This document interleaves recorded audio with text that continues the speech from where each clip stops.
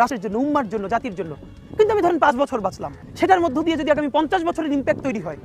হায়াত মৌতের মালিক আল্লাহ, ন্যূনতম সিকিউরিটি নিয়ে চলাও হলো সুন্নাহ। কিন্তু আমাদের লড়াইটা হলো, আমার মা স্বাভাবিকভাবেই কান্নাকাটি করেন, আমার পরিবার সবাই। তো আমি আমার মাকে বলেছি যে দেখো, মানে আমরা যে লড়াই নেমেছি, আমার একটা মনে হয় কি, কোনো রাজনীতিবিদের না বাসায় মৃত্যুটা হইতে পারে না, এটা কোনো ভালো মৃত্যু না। যিনি রাজনীতি করেন, যিনি লড়াই করেন, যিনি বিপ্লবী, যিনি সংগ্রামী, তার মৃত্যুটা হবে একটা সংগ্রামের মধ্য দিয়ে, একটা রাজপথে, একটা গ্লোরির মৃত্যু।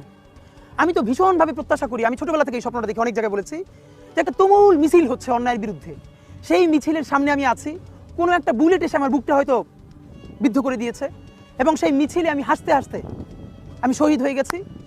এবং সবাই যখন মৃত্যুটাকে ভীষণ ভয় পায়, আমি তখন হাসতে হাসতে আল্লাহর কাছে ভীষণ সন্তুষ্টি নিয়ে পৌঁছতে চাই যে আমি একটা ন্যূনতম ওই জীবনটা লিড করতে পারলাম, যে আমি একটা ইনসাফের হাসি নিয়ে আমি আমার আল্লাহর কাছে পৌঁছতে চাই।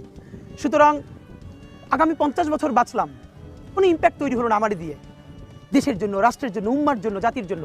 কিন্তু আমি ধরেন 5 বছর বাঁচলাম, সেটার মধ্য দিয়ে যদি আগামী 50 বছরের ইম্প্যাক্ট তৈরি হয়।